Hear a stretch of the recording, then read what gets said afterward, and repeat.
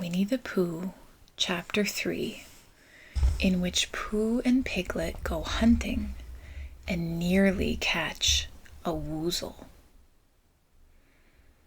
The piglet lived in a very grand house in the middle of a beech tree, and the beech tree was in the middle of a forest, and the piglet lived in the middle of the house. Next to his house was a piece of broken board which had "Trespassers W" on it. When Christopher Robin asked the piglet what it meant, he said that it was his grandfather's name and had been in the family for a long time. Christopher Robin said you couldn't be called Trespassers W, and Piglet said yes, you could, because his grandfather was, and it was short for Trespassers Will, which was short for Trespassers William. And his grandfather has had two names in case he lost one: Trespassers after an uncle, and William after Trespassers. "I've got two names," said Christopher Robin carelessly. "Well, there you are. That proves it," said Piglet. One fine winter's day, when Piglet was brushing away the snow in front of his house, he happened to look up, and there was Winnie the Pooh. Pooh was walking round and round in a circle, thinking of something else, and when Piglet called to him, he just went on walking. "Hello," said Piglet. "What are you doing?" "Hunting," said Pooh. "Hunting what?" "Tracking something," said Winnie the Pooh, very mysteriously. "Tracking what?" said Piglet, coming closer. "That's just what I ask myself. I ask myself, what?" "What do you think you'll answer?" "I shall have to wait until I catch up with it," said Winnie the Pooh. "Now look there." He pointed to the ground in front of him. "What do you see there?" "Tracks," said Piglet. "Paw marks." He gave a little squeak of excitement. "Oh, Pooh, do you think it's a Woozle?" "It may be," said Pooh. "Sometimes it is, and sometimes it isn't. You never can tell with paw marks." With these few words he went on tracking, and Piglet, after watching him for a minute or two, ran after him. Winnie the Pooh had come to a sudden stop, and was bending over the tracks in a puzzled sort of way. "What's the matter?" asked Piglet. "It's a very funny thing," said Bear, "but there seem to be two animals now.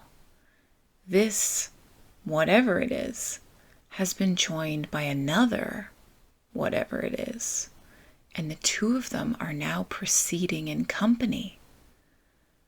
Would you mind coming with me, Piglet, in case they turn out to be hostile animals?" Piglet scratched his ear in a nice sort of way and said that he had nothing to do until Friday and would be delighted to come, in case it really was a Woozle. "You mean in case it really is two Woozles," said Winnie the Pooh. And Piglet said that anyhow he had nothing to do until Friday. So off they went together. There was a small spinney of larch trees just there, and it seemed as if the two Woozles, if that is what they were, had been going around this spinney. So round this spinney went Pooh and Piglet after them, Piglet passing the time by telling Pooh what his grandfather, Trespassers W, had done to remove stiffness after tracking, and how his grandfather, Trespassers W, had suffered in his later years from shortness of breath and other matters of interest, and Pooh wondering what a grandfather was like, and if perhaps this was 2 grandfathers they were after now, and if so, whether he would be allowed to take one home and keep it, and what Christopher Robin would say. And still the tracks went on in front of them.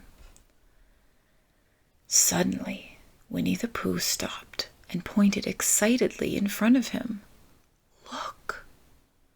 "What?" said Piglet, with a jump. And then, to show that he hadn't been frightened, he jumped up and down once or twice, more in an exercising sort of way. "The tracks," said Pooh. "A 3rd animal has joined the other 2. "Pooh," cried Piglet, "do you think it is another Woozle?" "No," said Pooh, "because it makes different marks. It is either 2 Woozles and one, as it might be, Wizzle, or 2, as it might be, Wizzles, and one, if so it is, Woozle. Let us continue to follow them." So they went on, feeling just a little anxious now, in case the 3 animals in front of them were of hostile intent. And Piglet wished very much that his grandfather TW were here, instead of elsewhere. And Pooh thought how nice it would be if they met Christopher Robin suddenly, but quite accidentally, and only because he liked Christopher Robin so much.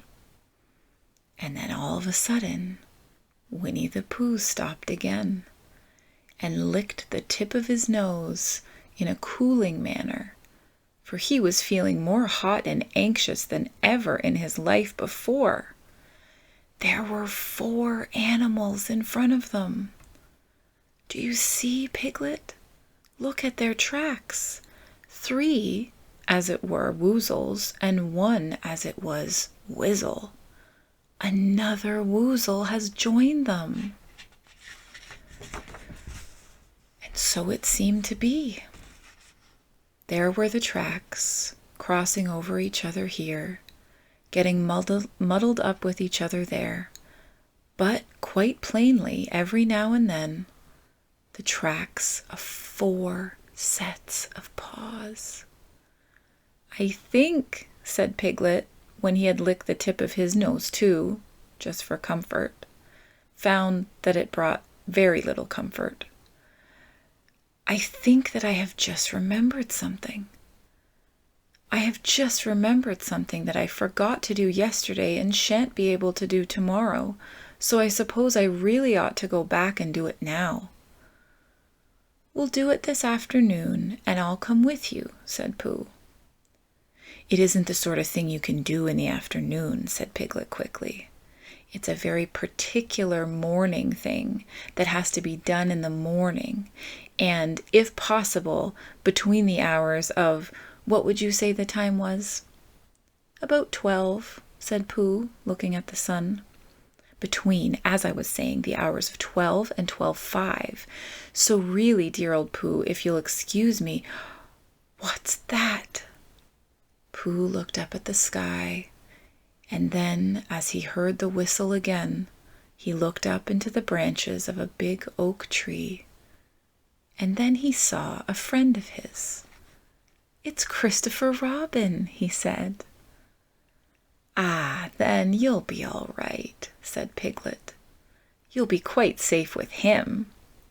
Goodbye," and he trotted off home as quickly as he could, very glad to be out of all danger again. Christopher Robin came slowly down his tree. "Silly old bear," he said. "What were you doing? First you went round the spinney twice by yourself, and then Piglet ran after you, and you went round and round together, and then you were just going around a 4th time." "Wait a moment," said Winnie the Pooh, holding up his paw. He sat down and thought, in the most thoughtful way he could think. Then he fitted his paw into one of the tracks, and then scratched his nose twice and stood up. "Yes," said Winnie the Pooh. "I see now," said Winnie the Pooh. "I have been foolish and deluded," said he, "and I am a bear of no brain at all." "You are the best bear in all the world," said Christopher Robin soothingly. "Am I?" said Pooh hopefully. And then he brightened up suddenly. "Anyhow, it's nearly luncheon time." So he went home for it.